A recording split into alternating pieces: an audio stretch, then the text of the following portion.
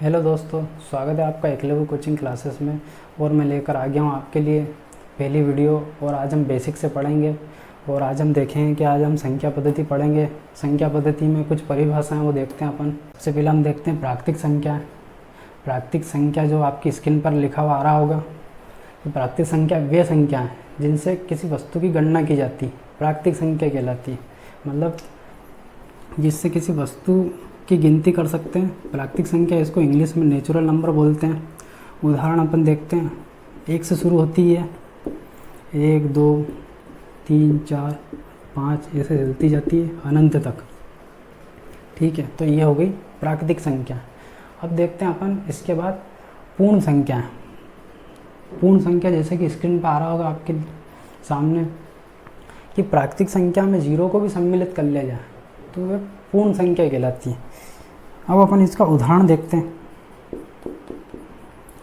अभी अपन ने पढ़ा प्राकृतिक संख्या। प्राकृतिक संख्या 1 2 3 4 5 ये चलते जाते हैं अनंत तक। अगर इसमें अपन 0 को भी सम्मिलित कर लें तो ये कहलाएगी पूर्ण संख्या। तो यहाँ पर अपन ने प्राकृतिक और पूर्ण संख्या दोनों देख ली है। उसके बाद एक और बार मैं बता देता हूँ आपको कि प्राकृतिक संख्या वे संख्या जिनसे किसी वस्तु की गणना की जाती है, प्राकृतिक संख्या कहलाती है। ये संख्या 1 से शुरू होती है और अनंत तक चलती है। पूर्ण संख्या है, अगर प्राकृतिक संख्या में 0 को भी सम्मिलित कर लिया जाए तो वह पूर्ण संख्या कहलाती है ना। ये 0 से शुरू होती है और अनंत तक चलती है। इसके बाद हम तीसरी परिभाषा देखते हैं, पूर्णांक संख्या। पूर्णांक संख्या में क्या है कि पूर्ण संख्या में अगर ऋणात्मक मान को भी सम्मिलित कर लिया जाए तो वे पूर्णांक संख्या कहलाती है। जैसे कि अभी अपन ने देखा कि पूर्ण संख्या 0 से शुरू हो रही थी, 0 1 2 3 4 अनंत तक। इसमें अगर माइनस या नेगेटिव मान को भी सम्मिलित कर लिया जाए, -1 -2 ऐसे अनंत तक चल जाए, ठीक है, तो इसे हम पूर्णांक संख्या कहते हैं। ठीक है, तो पूर्णांक संख्या में क्या है कि इसको इंटीजर नंबर बोलते हैं, है ना, या इसको बोलते हैं धनात्मक पूर्णांक या ऋणात्मक पूर्णांक। धनात्मक पूर्णांक में क्या क्या आता है? धनात्मक पूर्णांक में 1 2 3 4 अनंत तक। और ऋणात्मक पूर्णांक में माइनस इंटीजर। माइनस इंटीजर में क्या चलता है?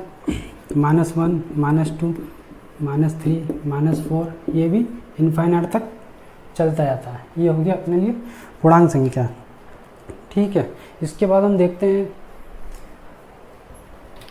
सम और विषम संख्या। जैसा कि सम और विषम सभी को पता ही होगा, सम और विषम संख्या क्या होती है, लेकिन एक बार परिभाषा देख लेते हैं। सम संख्या वे संख्या जिनसे, यहाँ पर उदाहरण लिख देता हूँ मैं, परिभाषा तो लिखी हुई रही होगी आपके सामने।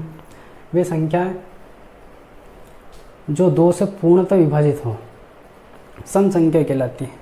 जैसे 2 हुआ, 4 6 8 10, ठीक है, 2 से पूर्णतः। ऐसा नहीं कि यहाँ पे 11 भी आ जाएगा और 13 भी आ जाएगा। अनंतता क्या मतलब 2 का डिफरेंस चल रहा है यहाँ पर, ठीक है, ऐसे चलता जाएगा। सम संख्या मतलब जो 2 से डिवाइड हो। और विषम संख्या, विषम संख्या जैसा कि स्क्रीन पर आ रहा होगा, वे संख्या जो 2 से पूर्णतः विभाजित नहीं हो वो विषम संख्या कहलाती है। इसका उदाहरण देखते हैं। विषम संख्या का उदाहरण अपन देखते हैं तो 1 3 5 7 ऐसे चलती जाएगी ये, ठीक है, डिफरेंट में। तो उदाहरण देख लिया अपन ने विषम संख्या का भी। वे संख्या जो 2 से विभाजित नहीं हो विषम संख्या, और वे संख्या जो 2 से विभाजित हो सम संख्या कहलाती है। ठीक है, दोनों के उदाहरण अपन ने देख लिए। अब आगे चलते हैं अपन भाज्य और अभाज्य संख्या देख लेते हैं। सबसे पहले हम देखते हैं भाज्य संख्या। तो भाज्य संख्या आपकी स्क्रीन पर आ रही होगी परिभाषा, इसकी उदाहरण देख लेते हैं। भाज्य संख्या वो होती है, भाज्य संख्या को हिंदी में यौगिक संख्या भी कहते हैं और कंपोजिट नंबर भी बोलते हैं। वे संख्या जो एक व स्वयं के अतिरिक्त कम से कम एक और गुणनखंड हो भाज्य संख्या कहलाती है।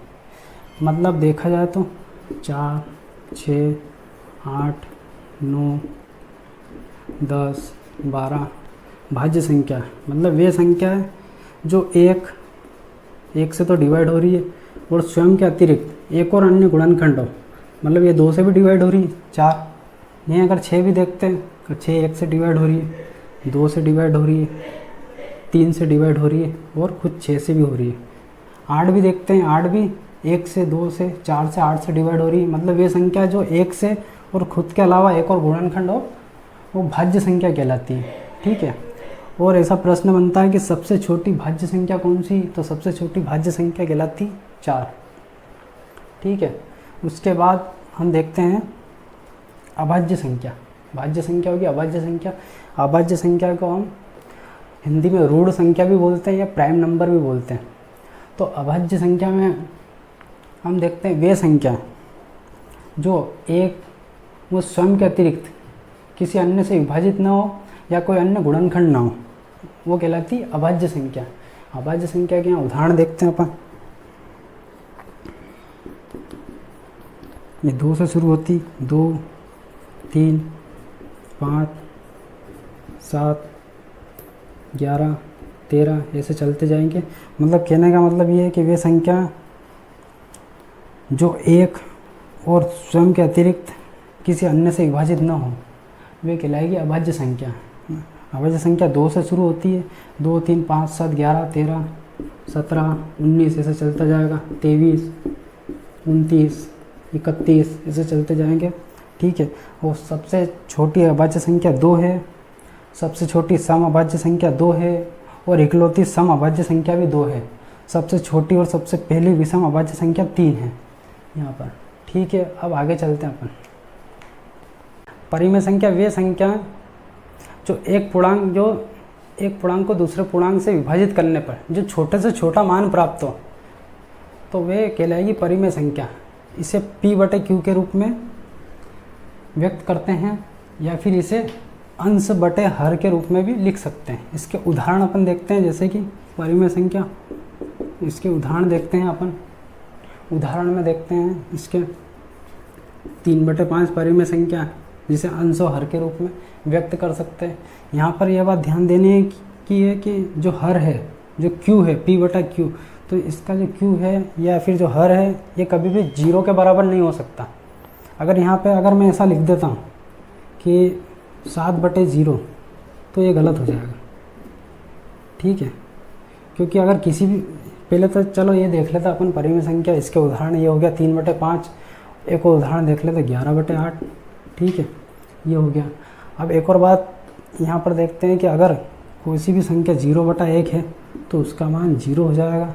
लेकिन अगर किसी भी संख्या में हर का मान अगर 0 है तो वो हो जाएगा अनगिनत। ये बात ध्यान रखना। ठीक है, अब अगली परिभाषा देखते हैं, अपरिमेय संख्या। अपरिमेय संख्या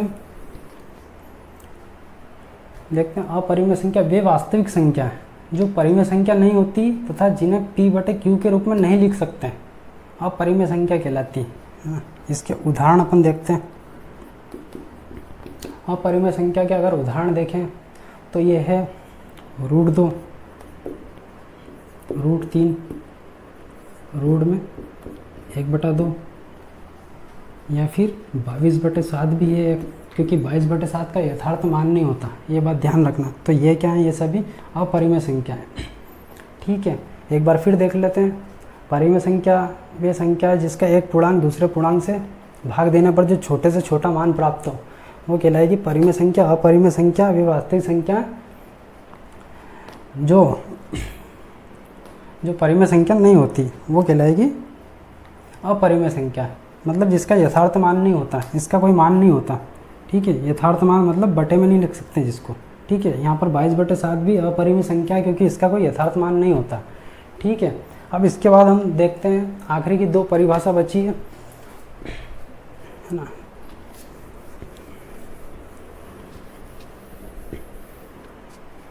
अब हम देखेंगे इसके बाद वास्तविक संख्या। वास्तविक संख्या क्या होती है, इसके उदाहरण स्क्रीन पर आ रहा होगा आपके। वास्तविक संख्या, वास्तविक संख्या वे होती है जो परिमेय तथा अपरिमेय संख्या का सम्मिलित रूप होता है, वे कहलाएगी वास्तविक संख्या। जैसे ये हो गई परिमेय संख्या, ये हो गई अपरिमेय संख्या, फिर ये हो गई परिमेय संख्या, और फिर ये हो गई अपरिमेय संख्या। इनका सम्मिलित रूप क्या कहलाता है?